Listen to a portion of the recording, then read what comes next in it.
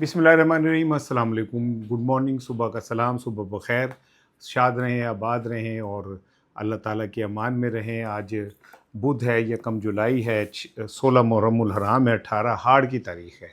दुआएं मैंने आपको दे दी, दिल से भी दुआएं दे दी और लफ्ज़ों से भी दे दी हैं। अल्लाह ताला आपको हमेशा अपनी अमान में रखे, आपको, आपके अहल खाना को सेहत तंदुरुस्ती दे, ज़हनी जिस्मानी रूहानी कोई भी। अल्लाह ताला अगर आपको इस टाइम चैलेंज है तो अल्लाह आपको उसमें सुरखरू करे, हमेशा कामयाब करे। अब कल ज़ाहिर मंगल था और बहनें वहाँ गई, धरना ख़त्म हो गया। वो बेचारी जात के करती हैं वो कर दिया, लेकिन कल फिर दो बड़ी मुलाकातें अडयाला में हुई। एक तो मैंने आपको बता ही दिया था कि बुशरा बीवी की अपनी बेटी और बहन से हुई। दूसरी मुलाकात भी बड़ी इम्पोर्टेंट थी, खान साहब की हुई। तो उस ये दो मुलाकातों को अगर आप मिलाएं तो आपको अंदाज़ा होगा कि कुछ ना कुछ, कहीं ना कहीं थोड़ी बहुत नरमी तो आई है। मैंने इस पे बात करनी है। दूसरा ये कि डी चौक का एक दफ़ा फिर शोर मचना शुरू हुआ है और पीटीआई क्या इस पे वाकई संजीदा है। सलमान अकरम राजा ने भी आज अपनी गुफ्तगू में अहदेदारों को इस बात की जानिब इशारा दिया है। पीटीआई जो केपी की क़यादत है, उनके भी कुछ रहनुमा जो हैं वो इस तरफ आ रहे हैं। तो क्या पीटीआई दोबारा से डी चौक की तरफ जाने की सोच रही है? तीसरी जो बड़ी इम्पोर्टेंट चीज़ है जो मैंने आज करनी है वो है कामरान शाहिद साहब का एक प्रोग्राम। आज मैंने देख रहा था कल रात। तो कामरान शाहिद साहब मुसलसल एक जुमला कह रहे थे कि पिछले 4 माह से इमरान खान माइनस हो गया है, इररेलेवेंट हो गया, और हमने इस पे बात की और हमने उस पे बात की, और जनाब अली आज इमरान खान इररेलेवेंट हो गया है। अहमद अवैध साहब उनके सामने बैठे थे। अब इस पे मैंने ज़रा बात करनी है। मैं इस पर ज़रा ज़्यादा वो अभी ओपन नहीं करूँगा, लेकिन मैंने इसके ऊपर ज़रूर बात करी। और सबसे इम्पोर्टेंट चीज़, पंजाब में मुझे ऐसा लगता है कि मैंने आपको कुछ दिन पहले भी कहा था कि मरीम साहिबा की ग्रिप जो है वो कमज़ोर हुई है, और उस ग्रिप की कुछ निशानियां जो हैं अब आना शुरू हो गई हैं। पंजाब हुकूमत के अंदर जो रिफ्ट है वो आहिस्ता आहिस्ता बढ़ती जा रही है। अब ये जो रिफ्ट है ये अब एक नई शक्ल में सामने आई है, और इस बार मरीम साहिबा का जिससे मुकाबला है उसको ये समझ लें कि उस शख्स का बड़ा किरदार है जनरल बाजवा को इमरान खान के खिलाफ कन्विंस करने का। ये मैं आपको बात जो कह रहा हूँ बस समझ लें कि ये 100% सही बात है, और उसका इस्टेब्लिशमेंट के साथ जो मामलात हैं वो बड़े खरे मजबूत हैं। और अब इस ऐसे शख्स के साथ उसको मैंने कभी गुस्से में नहीं देखा, मैंने गुस्से में भी देखा है। तो ये क्या होने जा रहा है पंजाब में, क्या कुछ होने जा रहा है, ये मेरा आज का बड़ा अहम टॉपिक है। लेकिन उससे पहले दुखी दिल के साथ काना वाला जो लाहौर में हुआ है, ट्यूशन सेंटर में जो छत गिर गई और जिससे 14 बच्चे जो हैं जाँ बहक हो गए और 20 के करीब बच्चे ज़ख्मी हैं। एक ही ख़ानदान के 3 बच्चे भी जाँ बहक हुए। कौन सोच सकता था कि उनके वालिदैन उन बच्चों की उंगलियां पकड़ के उन्हें ट्यूशन सेंटर छोड़ने आए थे। किसी ने कहा होगा कि मामा मैं आके रोटी खाता हूँ, किसी ने कहा होगा कि पुत्र मैं तेनू लैके जानी अद्धे घंटे बाद, किसी ने दोस्तों से वादा किया होगा कि मैं निकल के यहाँ से पढ़ के फिर हम खेलने चलेंगे। मैं इससे ज़्यादा नहीं कुछ कह सकता, लेकिन गरीबों के पास और है ऑप्शन क्या? एक कमज़ोर सी छत के नीचे ये दर्जनों बैठे हुए बच्चे, ये कौन से किसी रईस और अमीर के बच्चे हैं जिनके लिए सड़कें वेली करा दी जाएंगी, या जिनके लिए डॉलर्स में तम फीसें जाएंगी, या जिनके लिए पूरी रियासत जो है बिछ जाएगी? ये बच्चे ऐसे ही एक कच्ची पक्की दीवारों के नीचे मरने के लिए पैदा होते हैं, मर गए। आप एक दो छोटे बयानात देंगे, दैट्स इट। और उसके अलावा आप क्या कर सकते हैं? कुछ हो ही नहीं सकता इसके अलावा। बहरहाल मैं इससे आगे नहीं जाना चाहता।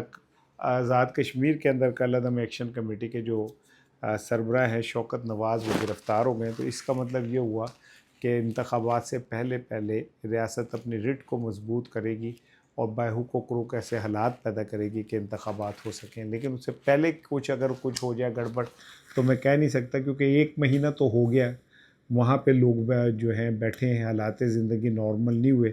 ऊपर से पाकिस्तान के जो ये हैं लामे, इनको मैं अब क्या कहूँ कि अब शाहिद खाकान अब्बासी जैसा धीमे मिजाज का शख्स भी परसों जितने गुस्से में था जब उन्हें आज़ाद कश्मीर जाने से रोका गया, वो जाना चाह रहे थे और खोखर जाना चाह रहे थे। फिर अब बहुत सारे और राजा नासिर अब्बास थे, ये सब जाना चकज़ई साहब थे और उन्हें जिस तरह रोक लिया गया। बहरहाल मैंने कहा कुछ खबरें सुबह सुबह आपके साथ शेयर कर दूँ।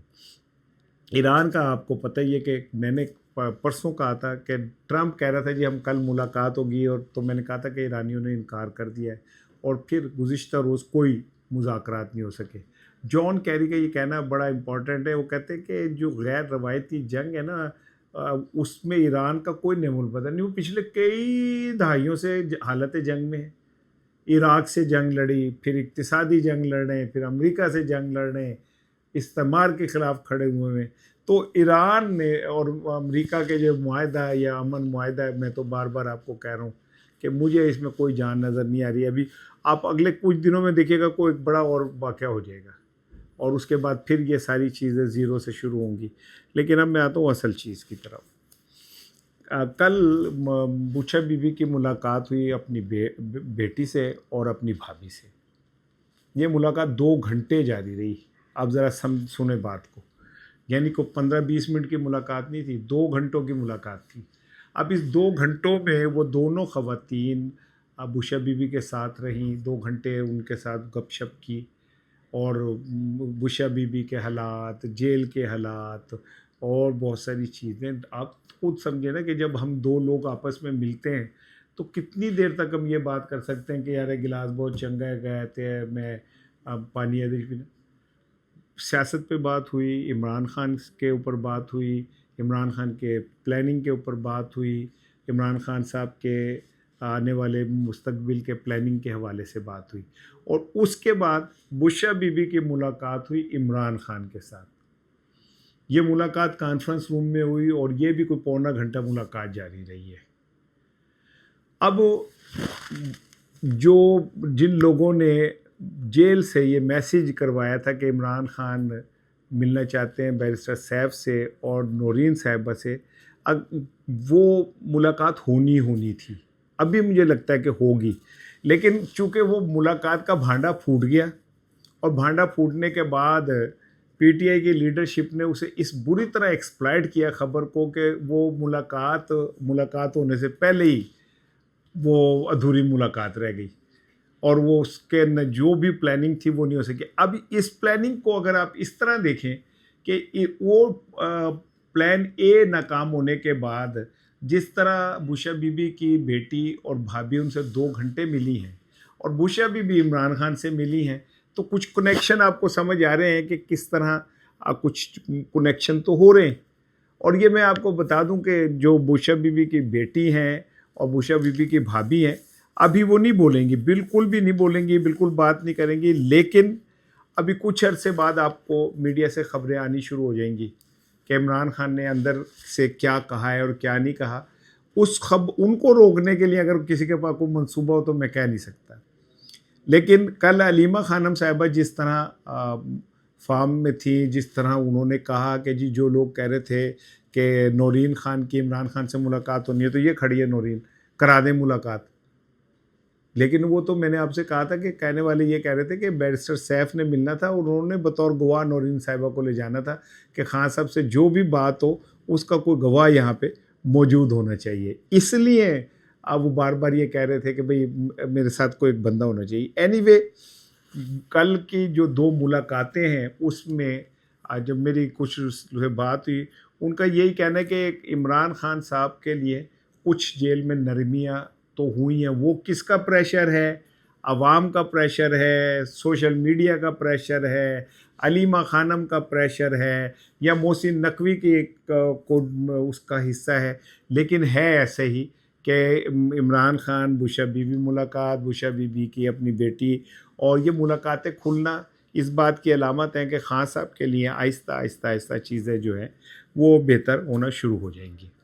अब आ जाए जी कामरान खान साहब की तरफ। मैं अभी आता हूँ मलिक अहमद खान पंजाब की तरफ। एक तो मेरे मुँह चों ना गल ही पहले ही निकल जाती है, मैंने ये तुरप का पत्ता रखा था कि आखिर में कहूँगा कि जी मलिक अहमद ख़ान साहब के साथ की ये हुई। अब मैं मलिक अहमद ख़ान साहब की तरफ पहले आ जाता हूँ। अब पिछले कुछ दिनों से मलिक अहमद ख़ान साहब और जो पंजाब के वुज़रा हैं, इनके दरमियान कुछ थोड़ी सी आपको चपकलिश नज़र आ रही होगी। अब आप सोचें कि मुस्लिम लीग नून का स्पीकर है और उनके उसी के वुज़रा उस स्पीकर के खिलाफ दबे दबे लफ्ज़ों में वो कुछ करते हैं, और एक बहुत बड़ा हाथ भी हुआ स्पीकर के साथ। ये जो बिल रुका है, ये बिल उनसे बाला बाला ही निकल गया था। जो लोग कह रहे ना कि उन्होंने कहा मुझे तो इल्म ही नहीं, ये बात ये इस तरह नहीं है कि उन्होंने कहा मुझे इल्म नहीं। उन्होंने बुला के उसे मली साहब को कहा, भाईजान ये बिल निकल गया, मुझसे साइन भी नहीं कराए। ये बिल्कुल वही वाला वाक़या है जो सदर अलवी साहब ने कहा था कि मेरे तो साइन नहीं हुए और वो नोटिफिकेशन भी हो गया था सदारती। वो ये बिल्कुल वही है। अगर डॉन अखबार में खबर ना छपती तो स्पीकर को भी नहीं पता चलना था। अच्छा, अब स्पीकर और जो वुज़रा हैं उनमें कोई लड़ाई नहीं है। वुज़रा की क्या वो ऐसा वो स्पीकर से पंगा लें, उन्होंने उसी फोरम में बैठना है। हुआ ये है कि जो अब सियासी पंडित कह रहे हैं वो ये कह रहे हैं कि अब वज़ीर आला मरियम नवाज़ साहिबा जो हैं वो मलिक अहमद ख़ान साहब की बढ़ती हुई मकबूलियत और पजीराई से थोड़ा सा इनसिक्योर फील कर रही हैं, क्योंकि पंजाब में एक अरसे से मरियम साहिबा को कुछ चैलेंज करने वाला ही नहीं आया, मुखालफिन में भी और अंदर विदन पार्टी भी। वही नवाज शरीफ की साहबजादी हैं, फिर उन्होंने गल भी हुई है, तो फिर वो ये समझती हैं कि मैं बिला शिरकत गैर पंजाब की वो हूँ। आपको मैंने छोटी सी मिसाल दी कि पूरे लाहौर में आपको शहबाज शरीफ साहब की कोई फ़ोटो नज़र नहीं आएगी पंजाब हुकूमत की तरफ से, मरियम साहिबा की और नवाज शरीफ की फ़ोटो होगी। जबकि आप अगर इस बात को समझें कि अगर एक जमात का वज़ीर आज़म है मुस्लिम लीग नून का और उसकी वज़ीर आला भी है, तो वज़ीर आला एज़ पर प्रोटोकॉल जो भी इश्तार छापेगी, जो भी तस्वीर देगी, उसमें अपने वज़ीर आज़म की तस्वीर देगी, लेकिन वो नहीं देती क्योंकि वो कहती हैं पंजाब मेरा अकेले का है। सिंध वाले बोलते हैं, कहते हैं हम उंगली तोड़ देंगे जो हमारी दफ़ा करेगा।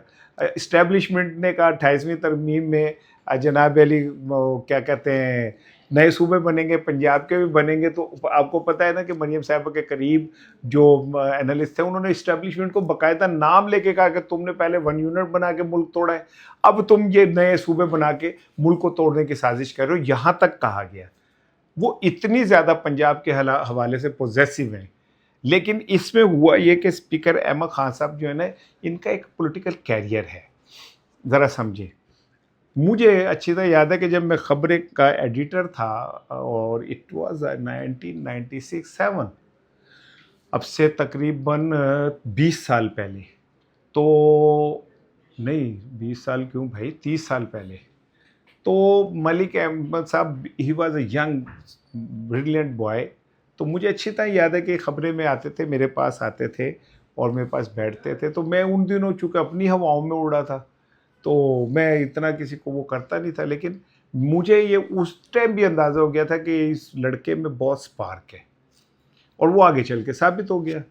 गो उनकी एक लेगेसी है कसूर के अंदर, उनका वालिद जो हैं वो उनकी एक बड़ी लेगेसी, लेकिन उस लेगेसी को बहुत आगे लेके गए मलिक अहमद ख़ान। और इस्टेब्लिशमेंट में जैसे उन्होंने अपने ताल्लुकात बनाए, धीमा लहजा, मीठा अंदाज, और ऐसे करके बारीक से जुमला कह के अपना यह आर्ट मलिक अहमद साहब के पास है। अच्छा, मैं आप फिर कह रहा हूँ कि मैं उनकी अगर ये कहीं तारीफ़ कर रहा हूँ तो खुदा की कसम, मैं पिछले 3-4 साल से या पिछले 15-20 साल से उनसे मेरी एक दफ़ा मुलाकात हुई है, कोई 1.5 मिनट की। और वो कैसे हुई, जब शहबाज शरीफ साहब ने सहाफ़ियों को बुलाया वज़ीर आज़म बनने के बाद तो मॉडल टाउन में, तो मुझे भी उन दिनों बुला लिया। उन दिनों मेरे तो बड़ा बड़ा कांटा नहीं लगा ऐसी। तो वहाँ जाके ये मलिक साहब भी मौजूद थे, तो मैंने इन्हें कहा, मलिक साहब मेरे पास आए, मेरी बहुत उन्होंने रिस्पेक्ट की, सार भाई क्या हाल है ये वो। तो जब सवाल जवाब शुरू हुए तो मैंने 10 दफ़ा हाथ उठाया, उन्हें कहा कि मैंने सवाल करना है, तो मुझे हाथ से कहते थे कि हाँ हाँ। लेकिन माइक मरियम औरंगज़ेब साहिबा के पास था, तो उन्होंने अपने वही मंजूर नज़र 5-7 सहाफ़ियों को माइक दिलवा के सवाल कराया। मेरी बारी ही नहीं आई, मैं हाथ दोनों उठा के कहता रहा मेरी गल सुन लो, मेरी किसी ने नहीं सुनी। पता नहीं उन्हें ये शायद पता था कि जरा सवाल करेगा उसका कोई शायद जवाब ही ना हो। या शायद जवाब हो तो कोई देना ना चाह रहा हो। तो मेरी मलिक अहमद साहब से कोई मुलाकात नहीं है किसी किस्म के, ना कोई राब्ता है। लेकिन मलिक अहमद ने क्या किया कि पिछले कुछ दिनों से जो अपोजिशन के एम पी एज़ हैं पीटीआई वाले ख़ास करके, उनको उनका वतीरा बन गया था कि वो मलिक अहमद साहब के जो स्पीकर पंजाब असम्बली के चैम्बर जाते थे, अपनी छोटी मोटी जो ग्रीवेंसेस होते थे जो वो कर सकते थे वो ज़रूर करते थे। ये बात पंजाब के वज़रा ने मरियम साहिबा को भी बताई कि जनाब उन्होंने तो कमरे च राशि नहीं मुकदा। अच्छा, जिसके बाद को थोड़ा सा उन्हें स्क्वीज़ करने की कोशिश की गई। फिर ये कहा जाता है कि उनके इलाके का डीपीओ बदला गया, डीपीओ ने वहाँ जाके उनके ख़िलाफ़ एक कैंपेन भी चलाई पुठी सीधी और ये और वो।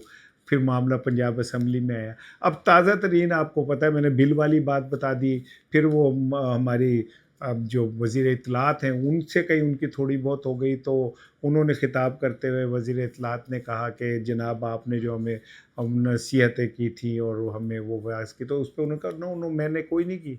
आई एम ए स्पीकर और मेरा काम है कि मैं रूलिंग्स दूँ और जो गलत बात है उसे गलत कहूँ। उसके बाद कहीं एक और वज़ीर साहब हैं, उन्होंने भी ये कहा कि जी आएँ आप हमारी वज़ारत में, हम आपको दिखाते हैं ये वो। तो उन्होंने कहा कि मैं नहीं आऊँगा, तुम्हें तलब करूँगा मैं, तुम मेरी अथॉरिटी को चैलेंज ना करो। फिर वो वाला वाक़या हो गया। ये सारी चीज़ें मिला के एक सूरत हाल ऐसे बन रही है कि जो मरियम साहिबा के करीब वुज़रा हैं वो उनके ख़िलाफ़ बाकायदा अब निजी महफ़िलों में बात करने लगे हैं, असेंबली में भी होती है। लेकिन मलिक अहमद साहब का मैं आपको ये बता दूं कि मलिक अहमद साहब, आप ख्वाजा आसिफ की बात करते हैं ना, मेरा दावा है कि बाजवा को, रिटायर्ड जनरल बाजवा को इमरान खान के से दूर करने और मुस्लिम लीग नून के करीब करने में जितना रोल मलिक अहमद खान साहब का है, शायद किसी नून लीग के और बंदे का नहीं है, और वो अभी भी उतने ही रेलेवेंट है। तो मरियम साहिबा अगर उनसे मैच वैच डालेंगी तो हो सकता है कि मलिक अहमद जीते ना, लेकिन ये मैं आपको लिख के दे दूं कि मलिक अहमद हारेंगे भी नहीं। बस इतना मैं आपको कह दूं। अब आ जाए कामरान खान साहब की तरफ। कामरान खान साहब चूँकि मैं उनको बड़े शौक़ से उनका देखता हूँ उनके प्रोग्राम, इसलिए भी देखता हूँ कि ज़ाहिर है मुझे उससे जो करंट अफेयर के इश्यूज़ हैं वो ज़रा समझ आती है। कामरान खान साहब को देखता हूँ, हामिद मीर साहब को देखता हूँ, Mansoor Ali Khan is always my favourite anchor. तो कल कामरान खान साहब ने अपने शाहिद साहब ने अपने कामरान शाहिद साहब ने, अदाकार शाहिद साहब के साहबजादे जो है ना, वो उनकी बात कर रहा हूँ। उन्होंने अपने उसमें अहमद अवैस साहब को कहा कि अहमद अवैस साहब पिछले 4 माह से इमरान खान तो माइनस हो गया है हमारे प्रोग्रामों में, इररेलेवेंट हो गया है, और अब हम हमारे पास करने को और बहुत सारी बातें। आप लोग कहते थे कि इमरान खान के बगैर शो नहीं हो सकता, तो अब होता है इमरान खान के बगैर। उस पे अहमद अवैस साहब ने, वो बुज़ुर्ग हैं, पढ़े हैं, तालीम याफ्ता, उन्होंने एक बड़ी झटकी सी, पता नहीं क्या झटकी सी नहीं, झटकी थी मैं गल करनी है, पढ़ी लिखी बात की कि जी वो यूँ होता है, जिस्म होता है, नर्वस सिस्टम होता है, ये वो। तो मैं यहाँ पे बैठा हुआ ज़मीन पे पैर रगड़ रहा था कि यार ये क्या बातें कर रहे हैं आप ये क्यों नहीं कहते कि इमरान खान को इररेलेवेंट करना है तो आपको जंगें करनी पड़ेंगी, और जंगों के अंदर आपने अवाम को फंसा के रखना है। मैं ये नहीं, अपनी इस्टेब्लिशमेंट को नहीं कह रहा कि जी वो जंगें करे। ईरान अमेरिका की जंग हो गई, हमें मौका मिल गया, हमने जनाब अली उन्होंने रगड़ता 4 महीने। जेडी वेंस आ रहा है, जेडी वेंस नहीं आ रहा। ट्रंप ने ये कहा, ट्रंप ने ये नहीं कहा। ईरानी सदर ने ये कहा, ईरानी सदर। आपने 4 महीने इसमें किए, लेकिन इसके बावजूद भी थोड़ा मुंह पक जाता सी, फुल जाता सी, क्योंकि ये बात कितने अरसे कर सकते हैं। लोगों की घर की लड़ाई तुम कितने अरसे अपने घर डिस्कस कर सकते हो।